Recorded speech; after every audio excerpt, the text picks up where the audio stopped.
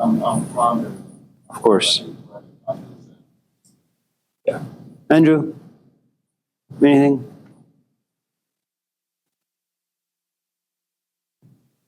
Talk about how we tell the difference between trespassing interest and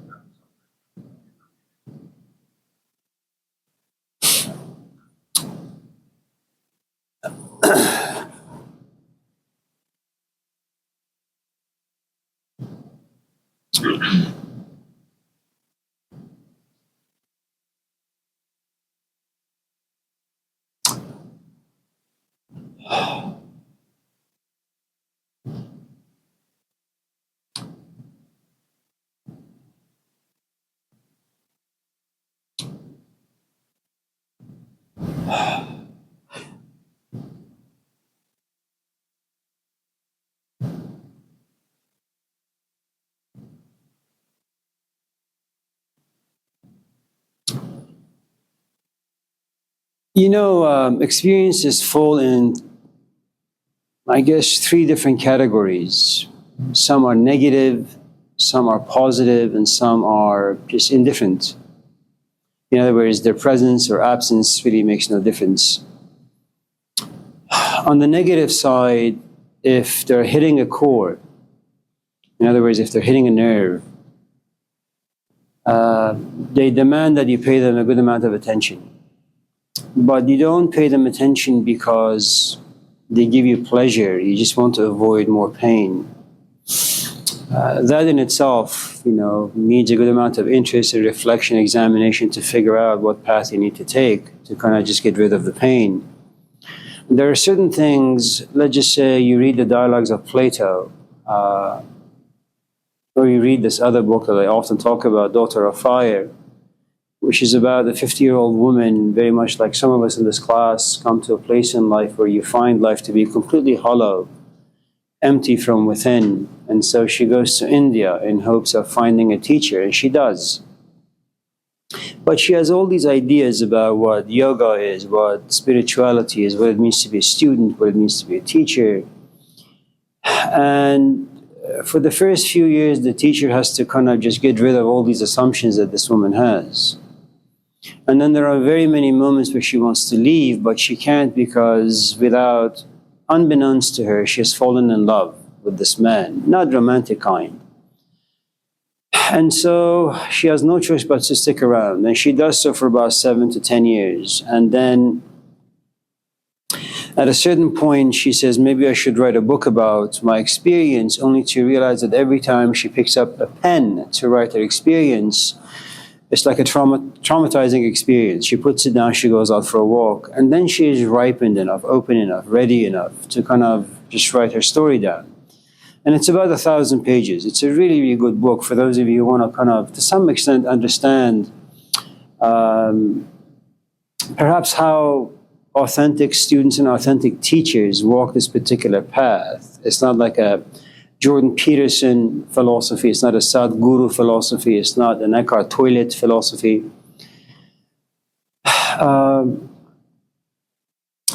Now,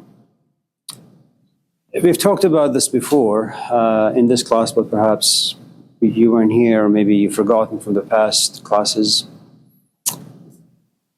Sometimes you're just born wired to have certain passions for certain things. You don't need anyone from the outside to inject interest, cultivate, protect that seed. Magnus Carlsen, Mozart, this new Indian kid who just beat the number 2 chess player in the world, who's only 8, and his father says he plays chess and reads books about chess about 10, 12 hours a day. You can't teach that stuff. The magic that lives or used to live in Kobe Bryant, going out there and practicing basketball at 2 in the morning. Who the hell does that? So that particular interest is just born the moment you come out of your mother. And in as much as you may envy someone like Kobe Bryant or Magic Johnson or Carlson, the truth is no amount of practice will ever make you the sort of genius that they have on the inside. You can become really good, you can become very skillful, but the passion will always and forever remain absent in you. It's kind of like the instructors that you have had, I have had, that their brain really is like an encyclopedia. They're filled with knowledge. But the moment they open their mouths, despite all the knowledge that they have, it's like the air that exits their mouth just deadens everything. It's cold, it's icy, it lacks passion. So in as much as you signed up for the class to be inspired, you realize the more you sit in that class, the more your inspiration or passion is dying, withering away. So the other interest can be, say,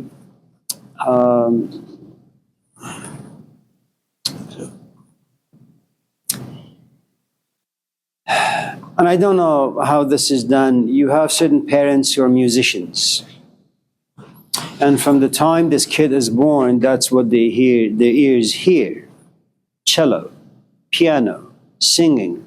And they gravitate towards it because ultimately we gravitate towards whatever it's advertised to us. And if that's the only form of advertisement, there's a good chance you're going to gravitate towards that. A prime example is we had this singer back home. He died of cancer a few years ago. His name is Shajarian. And because he came from a religious background, his father never allowed him to have his real name on the albums or cassettes that they published.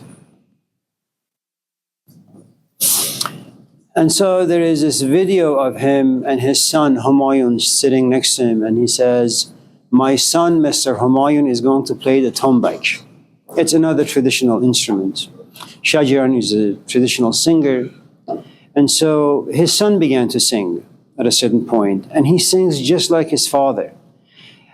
He doesn't have, I don't think, the same passion because the music is changing and they're adding a lot of stuff to it. And for someone who's been used to traditional music, this new form is a little strange for me. So it takes some getting used to. So that's another form of advertisement, that the moment you're born, your parents keep bombarding you with just one or two pieces, and that conditions you, programs you, okay? Then you may have parents or a social milieu where no one's really passionate about anything. Everybody's trying really hard just to remain afloat in life. Maybe your parents are divorced, and maybe the passion you have is I want to make sure I don't turn out to be my parents. And so you read a lot of books, self-help books, marriage books, divorce books, relationship books. So, that becomes a piece of advertisement, and that becomes your interest. Out of pain, trauma, you want to make sure that those things don't visit you. And though you may kind of be very successful in your relationships with people, the truth is there is still bigger questions in life. And by that I mean the following. There is a man, he's a poet in the Persian world, his name is Hafiz, and he likens human beings to a tulip, a red one. And he argues that the human heart is like a tulip. It's red, it's always bleeding. Because God's hand or God's finger touched the very center of the human heart, and it's black. It's burnt, because at some point the human being begins to desire big questions.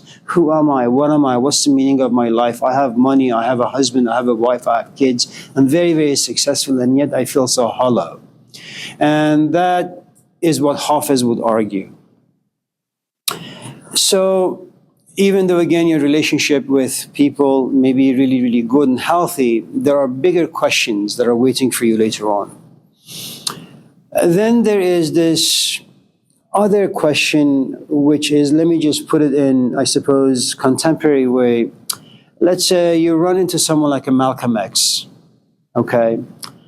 And let's make this race related. Imagine you're black, and you have a certain lifestyle. You have your own neighborhood, you have your own friends, you have your own style of music that you listen to, and all of a sudden there is this guy who's really a weirdo in many ways, because he's countercultural, because he's trying to introduce to you philosophies that go against everything you like.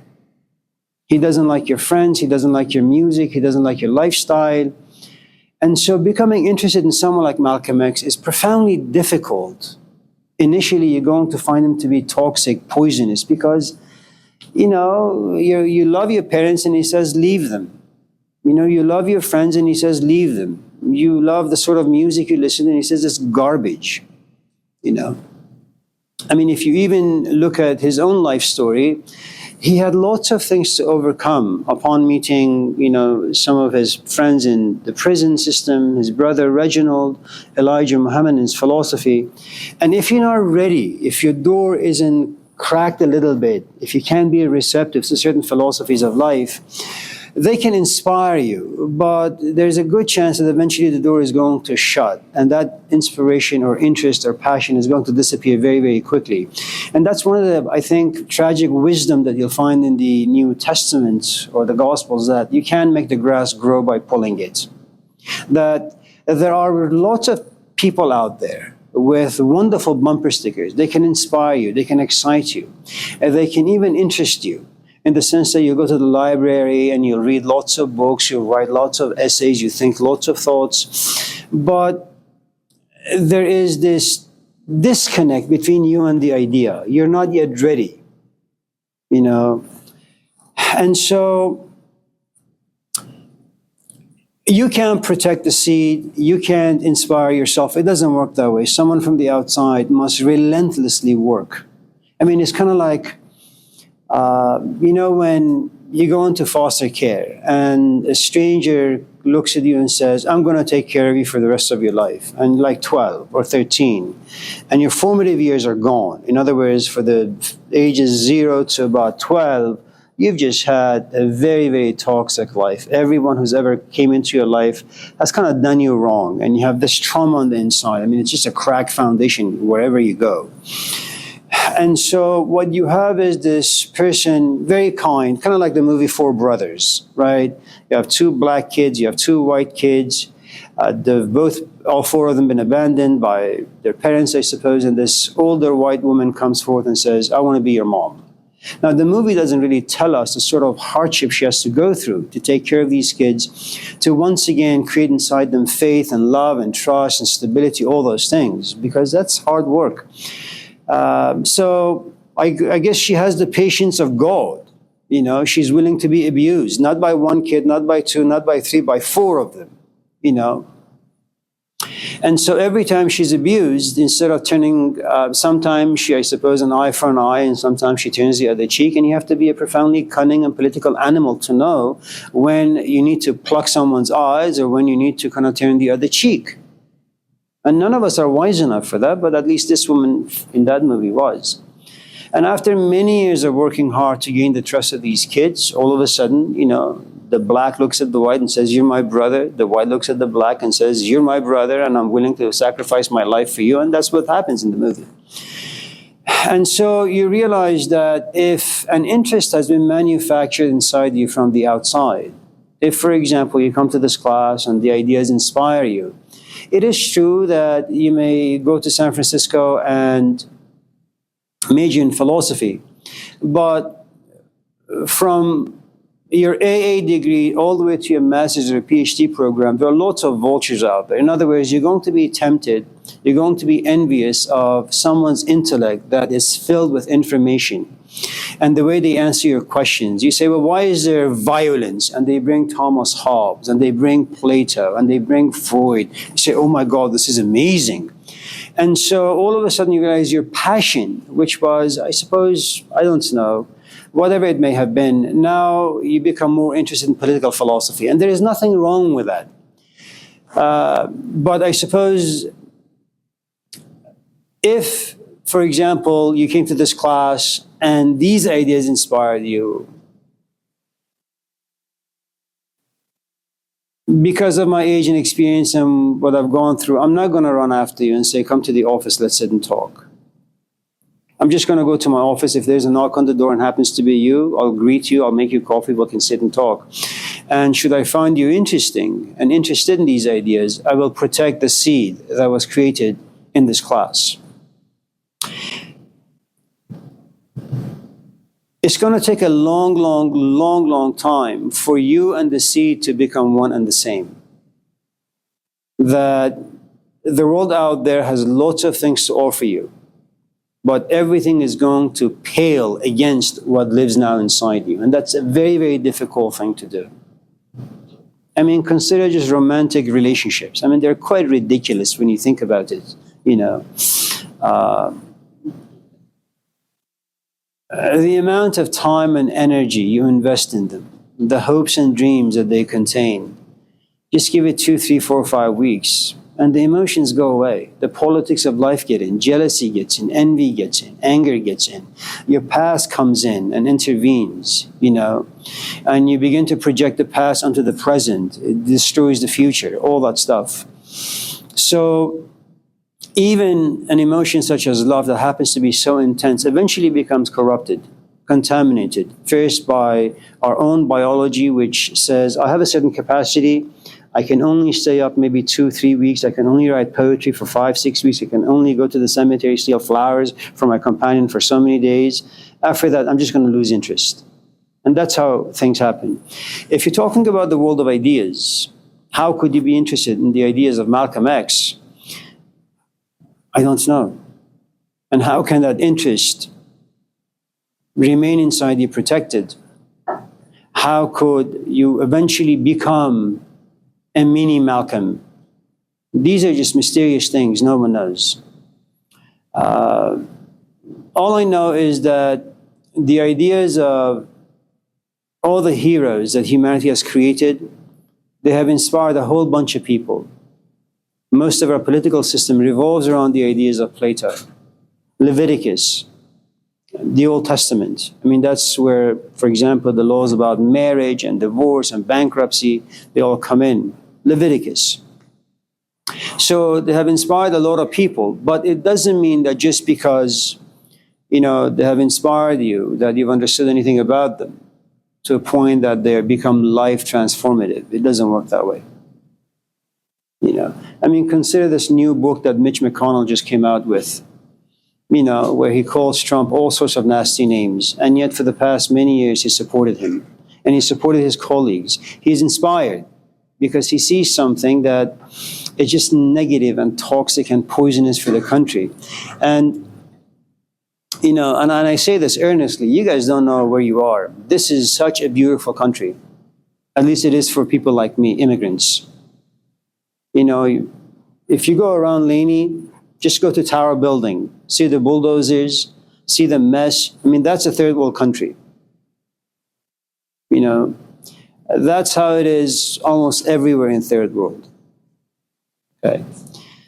Education is free. We can get a job. I mean, the point I'm trying to make is that despite being inspired to know all these awful things about a colleague of yours, such as Trump, that inspiration doesn't create enough passion or juice inside to come out and say, you know what, you guys just need to reject this guy. So inspiration is not enough. You can have interest, you can be inspired, but someone from the outside needs to protect it. Unless you're a Bjorn Borg or a Magnus Carlsen, where inspiration is just born with you the moment you come out. You know, Westerners have a tendency of doing it alone. That, yeah, I can read Plato and I can get there. It doesn't work that way. At least not from the tradition I come from.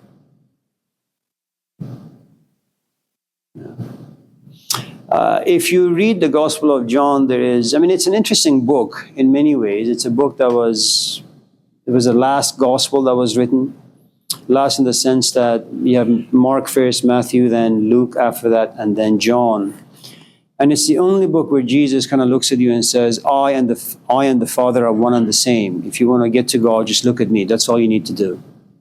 And that's an amazing place to be. The Gospel of John is considered to be the I am gospel.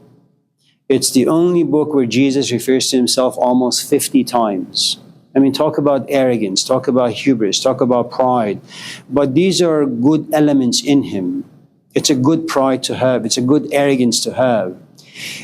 He seems to be arrogant before public, but before his own craft, he's actually quite humble. So if your question is, you have an interest, how do you and your interest become one and the same? I don't know. There are lots of people who walk into the desert in hopes of having a Jesus experience. It never happens. Sometimes it happens and they come back more crummy than they first left. They become more toxic, more bullyish, all those things. And let me just say this last thing and then we'll move on. At the end of the day, I think despite all the efforts that you yourself make, either magic will happen or it won't happen. And it's not up to you. I mean, you can read all sorts of books. You may or may not become Plato. I don't know. You can read the autobiography of Malcolm X 1,000 times. You can go to a classroom and be a lecturer, or you can actually become a Malcolm. Only time will tell. And if there is a God, only God will tell.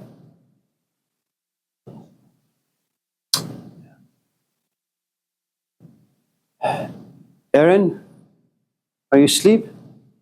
You're crying. Good job. Yeah, Matt? Why are we obsessed with competition?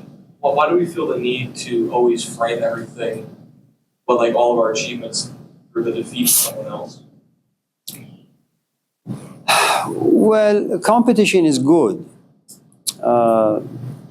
Let's say before you came to this class, you thought very highly of yourself, and I'm sure you did. And so you gather around you a group of people who are inferior to your intellect, which is something that people often do. And so you calm them. You say, I'm going to make dinner once you guys come over. And they all do. And you guys have a great conversation. And of course, they categorize you as being very generous, very kind with your money and time. They don't really know your intention, which is you just invited them because you want to wrestle with them intellectually and just beat them, humiliate them, which is something you often do. So you come to this class, let's just say, and this is just hypothetical, and forgive me for putting it within this context. And you raise your hand and you say, I think Plato is wrong. And you give your crummy, pathetic little reasons. And then I wrestle back. I beat you, I embarrass you. And you getting beat up, it can do two things for you. You can drop the class, or you can do many things. You can drop the class. You can go to the library, read lots of books, just in hopes of coming back and wrestling once again and see where exactly you stand in this match.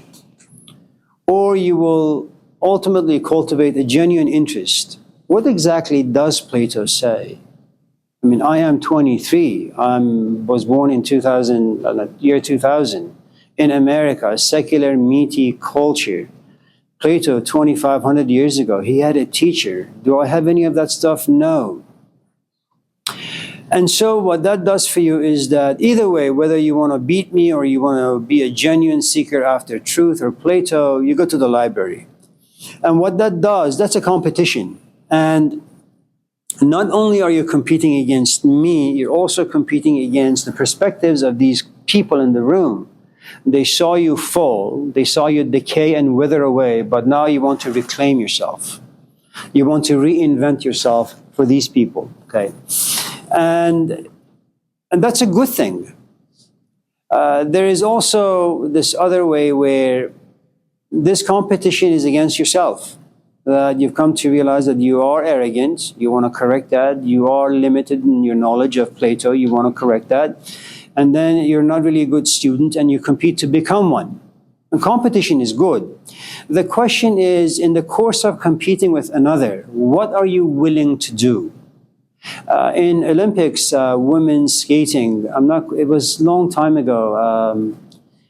I forget the names of these two young women who were competing in the finals. And so this young woman told her boyfriend to go to the locker room of this other woman who was slightly, yes, Tanya Harding and Timothy Charlemagne. And to kind of just break her kneecap. Okay. So sometimes you compete, and you compete because you want to win, and you want to win at any cost. you know. And that particular competition not only creates poison inside you, but also toxifies the environment in which you live, and other people suffer from it as well. So competition in itself is not bad. You know,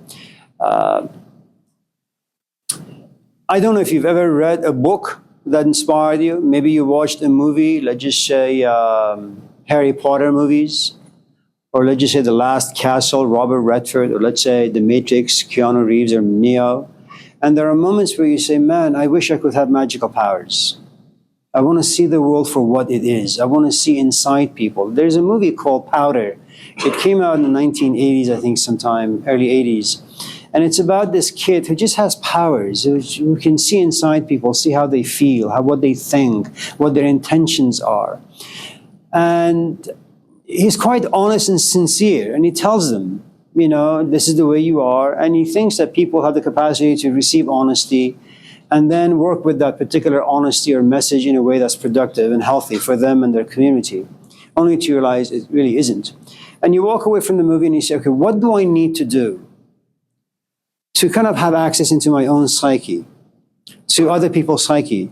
And then you begin to read books. Or maybe in your case, you begin to read the life of Edgar Cayce. You know, it's a guy, American guy, I think in Kentucky somewhere. At a certain point, I'm not quite sure what the hell happens to him, but he falls asleep on a book. He wakes up, he knows the entire book, you know, and someone calls him, says, I have a migraine headache. I mean, you're in Kentucky. The guy is in like Los Angeles. Says, I have a migraine headache. Just by hearing your voice, he says, well, listen, you got to do A, B, C, D. You know, or he calls a pharmacy. He says, well, this particular patient is going to call you. They need this particular medicine. Say, what the hell is this? We have never heard of this medicine. Says, well, look, if you go behind the cabinet, just pull the cabinet from the wall, right on the floor, you'll see it. You know, and he speaks of this to the proper ears, and the guy is interested. He pulls the cabinet out, and there it is, and the patient is healed. Now, you say, well, damn, you know, my life is empty, it's pathetic. I mean, what the hell do? I smoke and I drink and I take stupid classes. I want to be like that. I want to leave a mark. So when I die, someone will remember me for something I did. Okay. And so you begin to read tons of books about Edgar Cayce. You begin to show some interest in tarot cards, in astrology, and whatever. Doesn't really matter. These are good competitions. The only question really is, ultimately, is once you gain access to some information and you come to class and you spit out all the things that you've known and experienced, how do you express it? How is your being? By being, I mean, how is your presence? Are you inviting in nature, or do you repel people?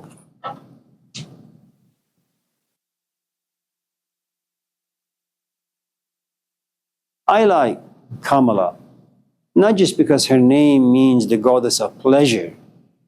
She's just very inviting.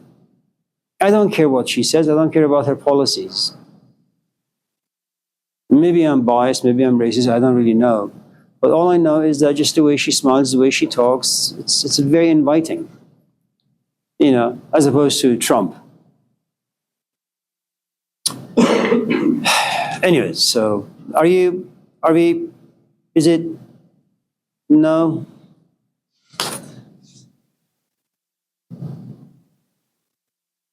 Dagan, yes.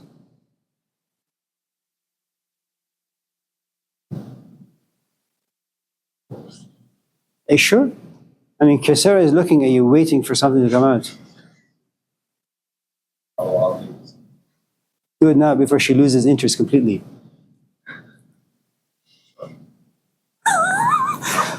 Yeah, Andres. How do athletes have a successful? Athletes? How do athletes Oh. have a successful and Well, if you can somehow. Karl Marx is a funny man.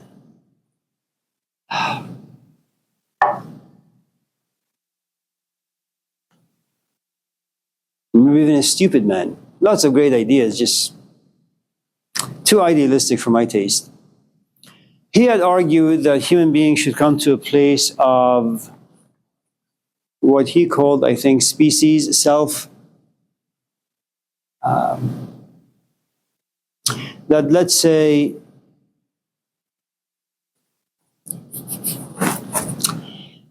since I love chess, I'll use Magnus Carlsen. He was, I think, 8 when he played Kasparov. And Kasparov was, I think, maybe 50 some. Carlsen was 8. And while they were playing, he was reading a book on dinosaurs for kids. And you should see the facial expression of this 50-year-old man. It was filled with frustration and irritation because he didn't know what to do with this 8-year-old punk.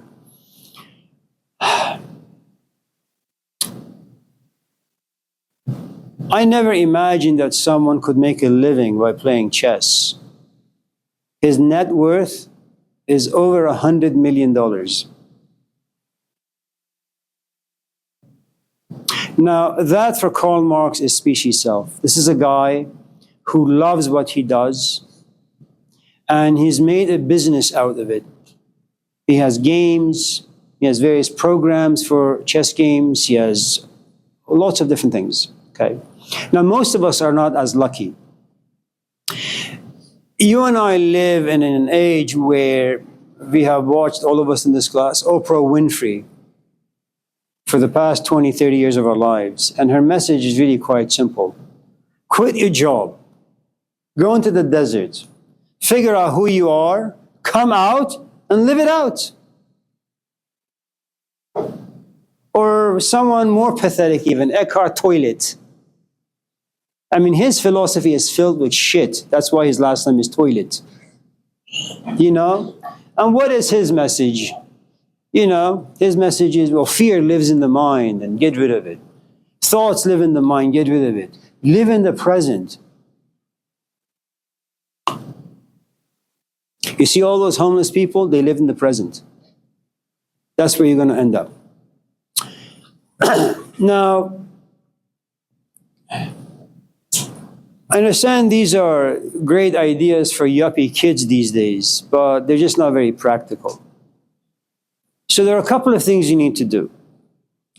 Since you don't have the power to become a chess genius, or a LeBron James, or a Bjorn Borg, or a Muhammad Ali, the least you can do is understand the dangerousness of life. You don't graduate, you can't get a job that pays you decent. Now, you're not going to remain 18 forever. Soon, you're going to be 30. And then you're going to look around you. All your friends have gone somewhere, done things. Here you are. Where are you at? Home Depot. It's an honorable job, don't get me wrong. But is it enough to pay rent? No. Is it enough to sustain a marriage? No. Is it enough to sustain a family of 3 or 4? No. Can you send your kids to private schools? No. So you're stuck working at Home Depot 50, 60 hours a week. I mean, the best you can do is steal some lumbers and sell it on the side. That's what I would do. You know. Did I ever tell you I worked at a gas station? Shell, Del Paso Heights. Before they installed cameras. Man. That was a beautiful life. I would back the car to the back door. Just put stuff in there. Anyways, so, well, you guys think what? The life of an immigrant is easy? Piece of shit. So,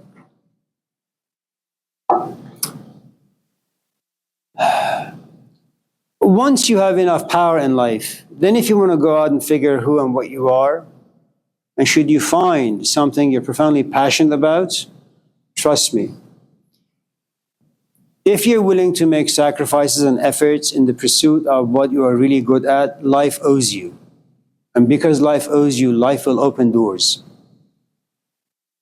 And out of that passion, you will make a few bucks. And you can sustain yourself. That's fine. But the idea of at the age of 18 figuring out who you are, what you are, and not accepting anything except a job that relates to your passion, that's just stupid. I mean, life is dangerous. It really is. Are we, is it,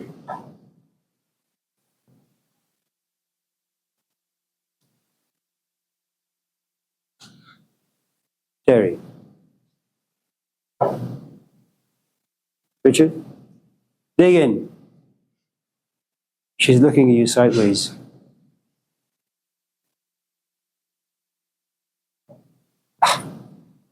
Kendra?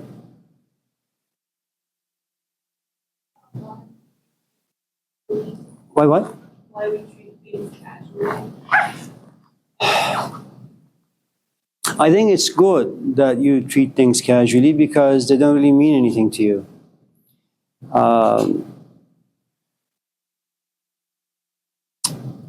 It takes a long time. I mean, look, we have friends, and those friendships are at different stages. You know, with some friends, you can call them like once in a blue moon, and you can go out, hang out with them, and have some stupid time. That's fine. Some other friends, they're a bit more serious because they become a container to your secrets, some of your emotions that are filled with pain or maybe hope or joy. And there are some other friendships that are extremely intimate.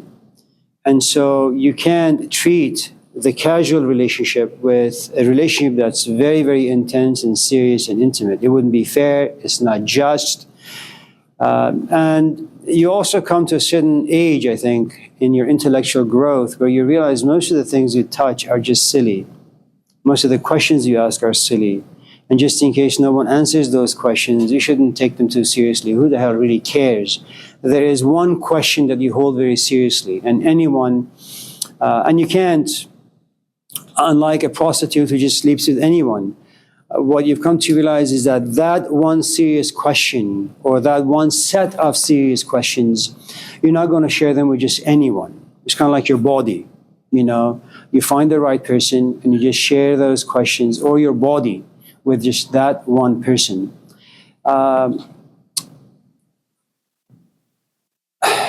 Can I tell you a story about, there's a scene, and I do really recommend that you guys read this book by Hermann Hesse called Siddhartha, and read it 50, 60,000 times because in it contains so much of life.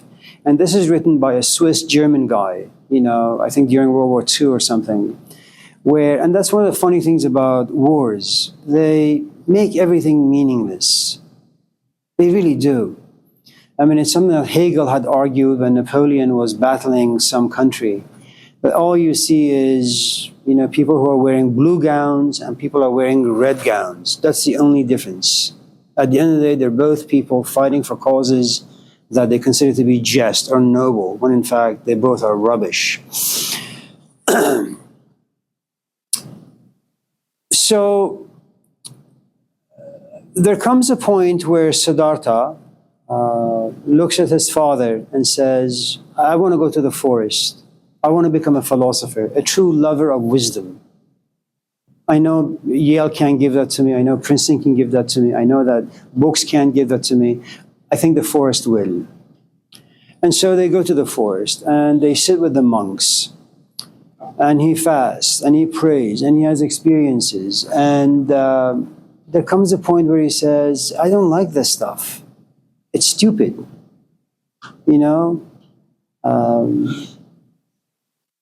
I have seen monkeys not eat for days. So if I don't eat for days, I've just become a monkey. What good is that? There comes a point where he gives up everything and he moves to what Kierkegaard will call the aesthetic life, the life filled with pleasure. I mean, first he's celibate, he doesn't have sex with anyone, he doesn't talk to anyone. But once he comes to realize that the life of a philosopher is stupid in the forest, he says, I'm going to go back into life. And he runs into this woman, her name is Kamala, her last name Harris. And she is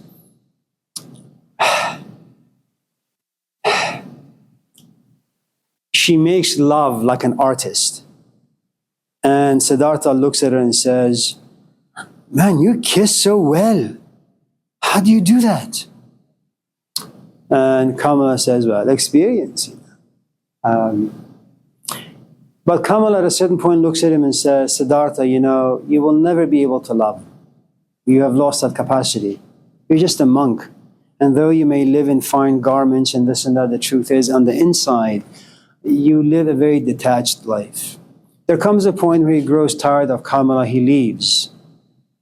Time passes, he's no longer 20 or 30 or 40, he's like a 60-year-old man. And all of a sudden, he hears a cry and he runs, and there is this woman who is just bitten by a snake, and her son is just wailing, crying, screaming. She looks at this woman closely and she realizes it's Kamala. The woman who taught him how to have sex in the right way, whom he hasn't seen for about 20, 30 years. And before she dies, she looks at him and says, do you recognize him? He says, no, it's your son. And so for the first time, something happened. The woman dies, and he looks at his son and he loves him. He falls in love with the son. But his son is a brat. His son is stupid. He is, as Hermann Hesse puts it, he's a mama's boy. He's a pampered boy. He likes fine food. He likes fine clothing. He likes comfortable beds. And that's not how Siddhartha lived. And one day, this kid looks at his father, Siddhartha, and says, I hate you. I don't care how much you love me. I'm never going to be a philosopher like you. I'm never going to be a monk like you. I'm never going to enjoy the way you think about life. And so he runs away. And after a few days, Siddhartha goes to find his son. And as he's on the boat, the water, the river begins to speak to him. And he sees his own father that he left, knowing full well that no one can give you wisdom. His father couldn't protect him from him saying, I want to go into the forest and become a forest wild man. That's where Heidegger came about, the German philosopher.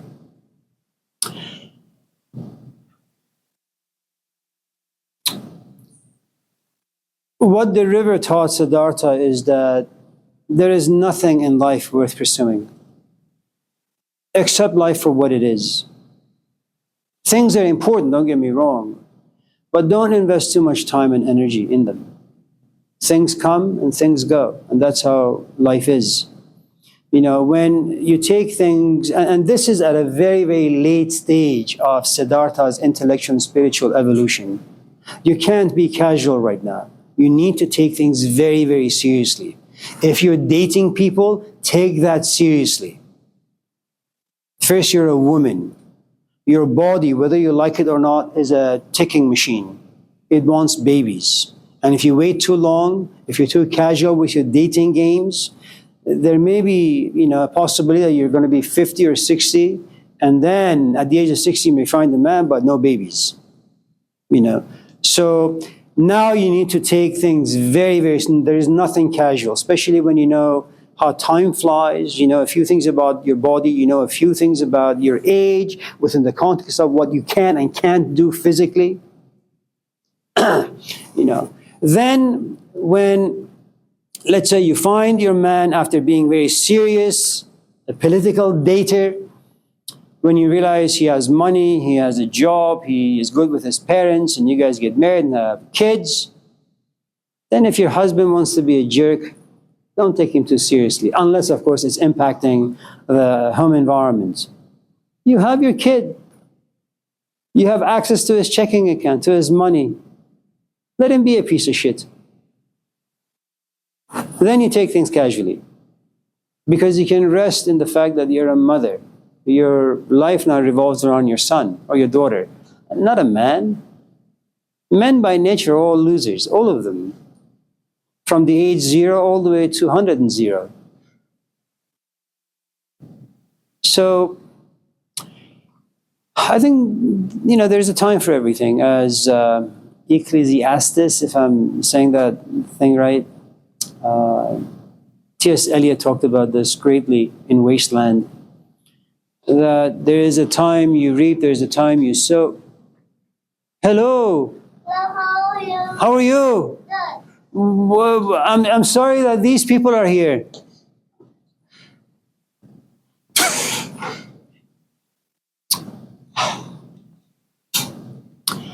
So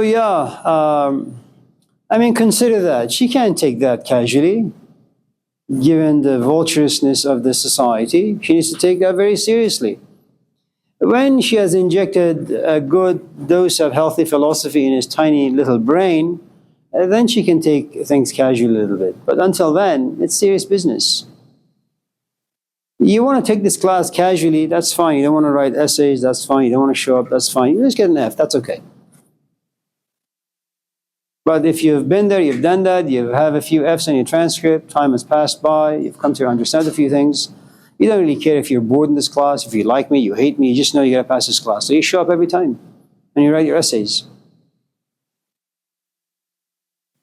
There will come a stage where you will take things very, very, very seriously. Casual people are just stupid people. And they're not stupid because inherently they're just born that way. They just lack experience. They're not seasoned. You gotta slap them, kick them, send them to some third world country. Begin. How do you, Oh, look, she's smiling. I'm just kidding, take it easy, Jesus Christ. You guys, Terry, you shouldn't be smiling like that. Yeah. how do you become more disciplined? What do you mean? How do you, I know.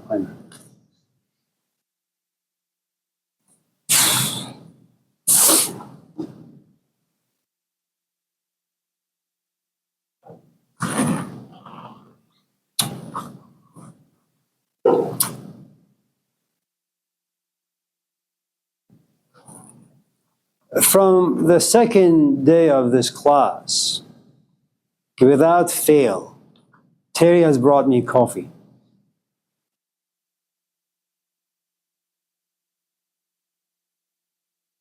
You haven't, you ungrateful beast. Now, why does Terry bring me coffee? I mean, that's discipline, right? That's money, that's time. You know, holding this boiling hot cup of coffee in his tiny little fingers. Probably has blisters, right?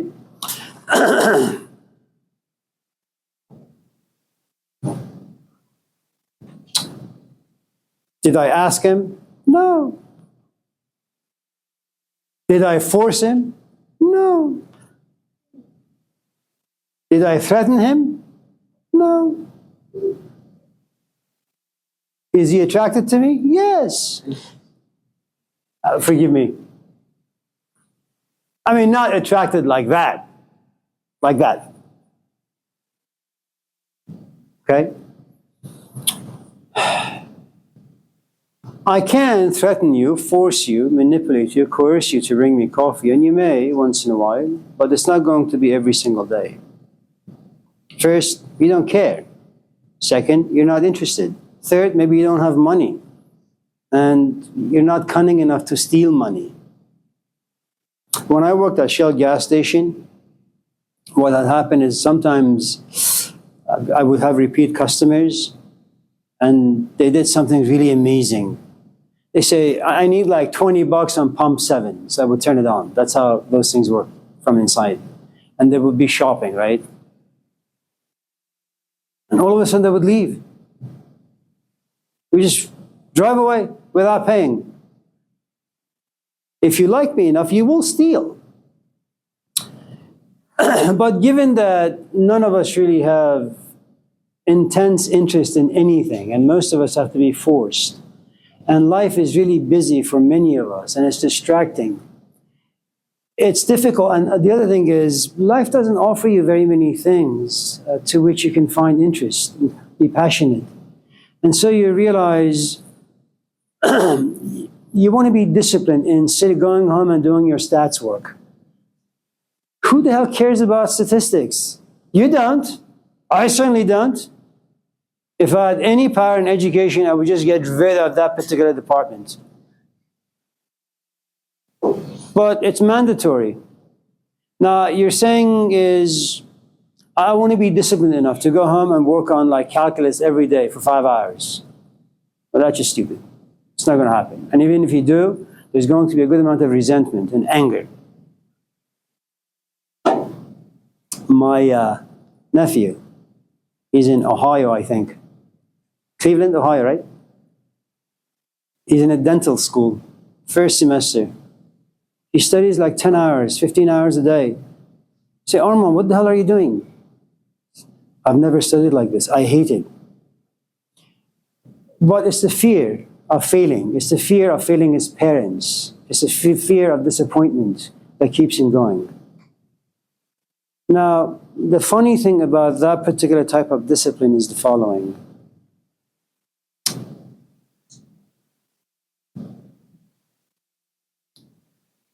They condition you really, really well. Then you'll find yourself in a cubicle and you will hate it. Very much like the way you hated calculus. But the discipline has taught you to suffer in silence. Some disciplines are not good. Because ultimately, as Morpheus would say, you become a Duracell battery. Your boss will use you and then trash you. But given the nature of social politics, you have no choice.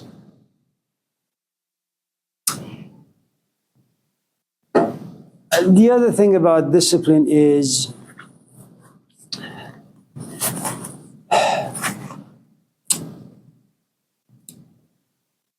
let's say you go home and you have to do calculus, but you don't want to do calculus.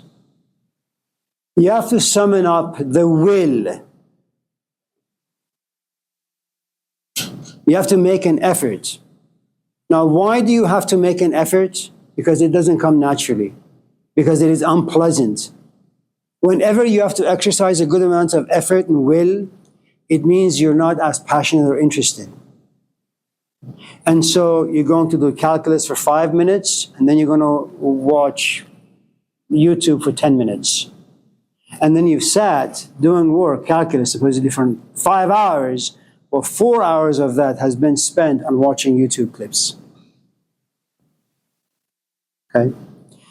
And going back to Andrew's question, the only way that you could have discipline with passion is that first, passion by itself creates your willingness to make sacrifices, to do the work. I don't come here at 4 a.m. because I find it fun. You know, I'm at a certain point in my life where time is extremely valuable for me. Why, how, I don't really know. I just don't want to give it up for anything that's stupid. But I will tell you, I'm not disciplined enough to wake up at 4. It's the urgency that disciplines me. And at your age, there is nothing wrong with fear disciplining you to do your math, to go to your classes, because it'll help you graduate. He is 50, close to 60. You're 18. If he was disciplined at your age, he'd have 20 PhDs. That discipline will save you. He is now disciplined at the age of 30-some. So don't think it's a bad thing. Make sacrifice, it's okay. Terry?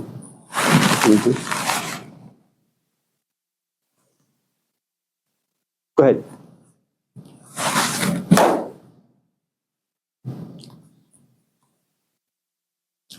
Matt? Janai? We talk about passion a lot. How do you You can't. I'm sorry. align your mind and your heart? Align your mind and heart. No. I quit. No, don't quit. No. This is like a blossoming relationship. So look,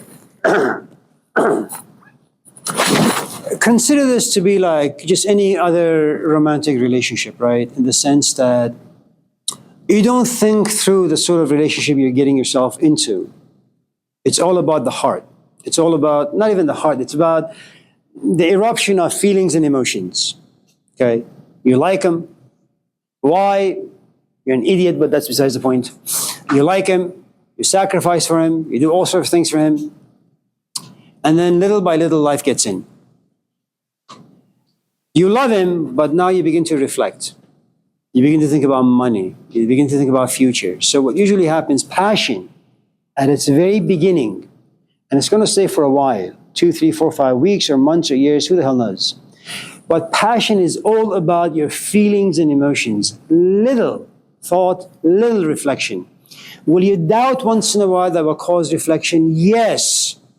But it's not enough to check the emotions or the passion. So you have to kind of just be in this world that is filled with emotions that all the way up, all the way down, sometimes in the middle. And then there comes a stage where you say, I am tired of being an emotional junkie. I want my passions to be filtered through my reflection. Now what you have is the world of God. Okay, that's world of God, as Jesus would say. And then you have the world of Caesar. And you need both feet, one foot in the world of God, which is filled with passion, creativity, inspiration, hope, and dreams. The other world is the world of Caesar, because you've understood the dangerousness of life. You're getting old. There's this age, wrinkles, life, job, money, kids, house, rent. Passion by itself is not going to be enough. So at a certain point, what will happen is, initially you're just in one world. And you say, oh, I don't need that. Little by little, life will force this leg to come down. And then it'll take you some time to use your reflective abilities in the proper way. Once you have some tools, then this world will jump into this world. And we'll say, okay, let me examine these emotions. Let me refine them. And things that are poisonous, let me try to get rid of them. And there are moments where you have a lot of reflection but little passion. And then you say, okay, you know what? I'm tired of thinking. It's a horror. It's something that just removes passion from my life. And then you say, you know what? Maybe I should just put the books away, close my eyes, and listen to some music. And then you put on Puff Daddy. So again, remember, these are stages that we all have to go through. The prodigal son is one of the best stories that you could ever read in your entire life, because there are so many layers. What you have is a kid filled with passion, creativity, the desire for authenticity. He's willing to walk away from school, from his father, from all sorts of things. All passion. And one of the things about passion is that it says, I am alive. You're one with life. There comes a point where he says, yeah, you know, I've done all the stuff and they're great experiences. What reflection does, it cuts you from life. You stand outside and you look in. And that's what the son does. And he says, man, that's horrifying. And then you have another kind of passion. I need to go back to my father and say how sorry I am. So what you have is a guy who's been there, done a lot of awful things, fell in darkness, another set of emotions unknown to him he had to wrestle with, okay? And then he says, I hope my father is still alive. I've understood what I've done. I've understood the past. Now he goes back and fixes it. So there are stages. No one can do a shortcut through this stuff. It's not possible. Eventually you'll get caught. I mean, if you want to see Jesus Christ, fine, go smoke. It'll inspire you for a week, but eventually you will come down and your life will continue to suck. Terry? Deegan?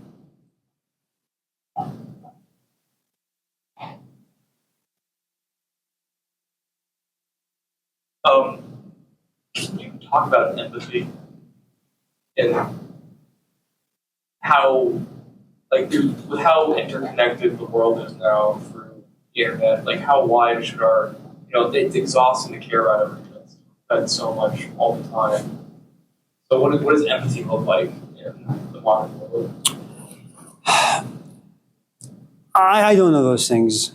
All I can tell you is when Berkeley used to be the city, Berkeley, not really the city, just the street telegraph. There's this place, this fast food place called Bongo Burger. Supposedly they serve Persian burger. Way back then it was like $6. Now it's like $24. It's crazy, man. These Persians. And so there are moments, you get out of your car and you have this like set of feelings. You don't really know where they come from, but you feel bad for these young kids. And I would see them as the extension of Laney, for example, students that there they are sitting in the middle of nowhere, they have no food, they have no parents, they have nothing, they just have like a stupid guitar. And so you pay them $1 or give them $1 or 2 or 3. And what happens is as you're walking the streets all the way towards the campus, the more young kids you see who are homeless, the degree to which you feel empathy for them decreases. After having given $5 to this and $2 to this and $1 to that and 50 cents to that, when you get to the fourth guy, you don't have empathy. What you have is disgust.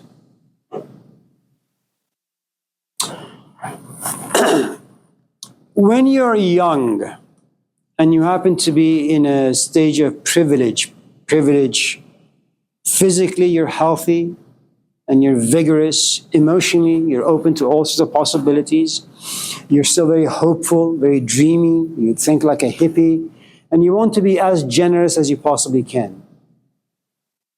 Right? And Terry doesn't take coffee to his other instructors. Right, Terry? Good job. That would upset me. That was the right answer. Right? And so what usually happens with age and experience is you pick and choose. Because remember, there comes a point where you assume that giving money is good. And sometimes it is, don't get me wrong. There comes a point where you say, I don't want to give money. I want to give this 18-year-old who's sitting out there with a dog and a guitar an experience. I want to tell him I was there. I did what you did. It'll get you nowhere. Get off your lazy whatever, or whatever your past may be. Get over it, even though it's not possible, right? And you say, give a man a fish, you feed him for a day, show him how to fish, you feed him for a life. And what you want to do is you want to give him emotional money. Something that can change him, transform him, get his life back together. And then you realize you become much more selective with your generosity, with your time. You look at the images that come from Palestine, Lebanon, and you say, the hell, man. But when you see it day in and day out, you become callous. You have no empathy left in you. My recommendation at my age would be the following. If you're young, you have all sorts of privileges in your life, you want to be generous, fine. If you're like me, and I'm not saying that because I've reached like any place, okay? Given how exhausted I am on a daily basis, just because your hand goes up, it doesn't mean I'm going to say, what's your question? I don't care. It's good to be selective. Richard. Terry. Aaron. Are hopes and dreams necessary to have? Yeah. They are an image of yourself in the future that you're competing, you're running towards. How old are you? 29. You're almost 50. Now look, imagine if you say to yourself, I just want to take classes just for the fun of it. And then I ask you, so where do you work? Well, I don't really work. Well, what the hell do you do? Well, I don't really do hell of a much, right? That tells me to some extent that you're taking yourself and your life and your time and your age a little too casually. So I'll have to slap you a little bit. And by that I mean I have to talk about your parents are immigrants. I have to talk about your race. I have to talk about immigrants who come here and struggle and sacrifice and suffer. And then unfortunately they have kids in whom they put lots of hopes and dreams into. Then I begin to make you feel bad. Once I make you feel bad, then I will throw some crumbs. Why don't you take school a bit more seriously? Now what happens is, for the first time in many, many years, you have an Aaron now. This particular Aaron doesn't live right now, here, lives 5 years from now. What would happen if I was to get a BA? What would happen to me, my life, my job, maybe my desire for companionship? What would happen to my parents? Now comes a competition, an Aaron that's living today and an Aaron that could potentially come to life 5 years from now. If this Aaron can be inspired enough to have a future image, all of a sudden you realize you're not just going to take any class for any ridiculous reason. You're going to go to the counselor, tell them what class you've taken, what requirements you need to fulfill. And then 2 years from now, you'll be done with Laney. Then you'll be done with East Bay. Then you'll be done with your master's program. Now you have a master's degree. How old are you? 34.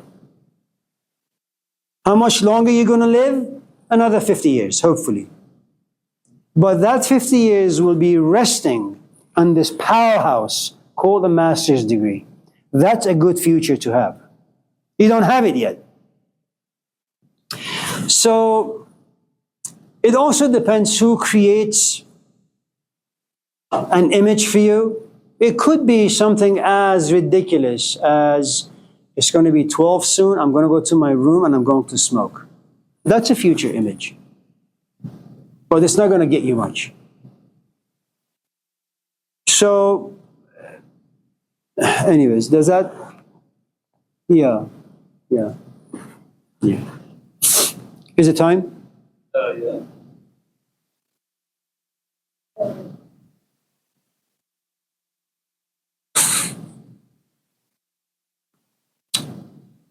Terry, just one last question and we'll go home.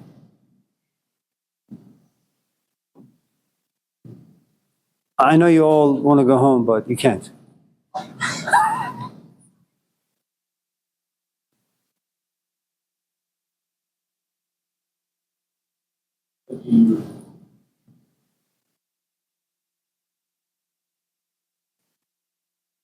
How do you think that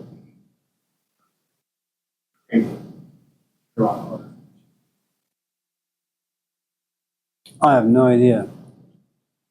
That's like a big question. You're not an American. Americans like quickies, and that question is not a quickie question.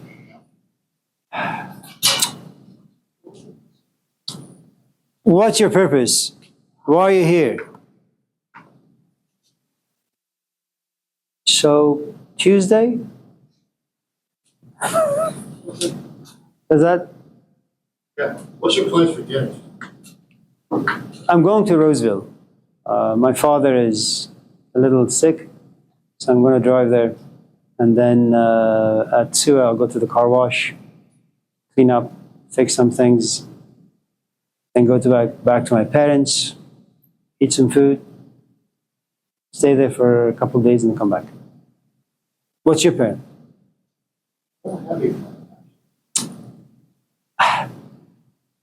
Do you do construction? Yeah. Do you know how? So maybe like one of these Thursdays, you and I can go to Roseville together. You can help me. Sounds okay? I'll pay you. I mean, pay you with coffee. I'll buy you coffee.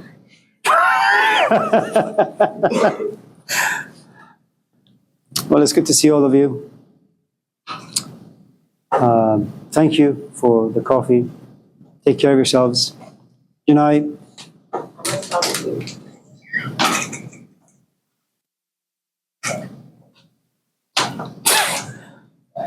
Have a nice weekend. Thank you.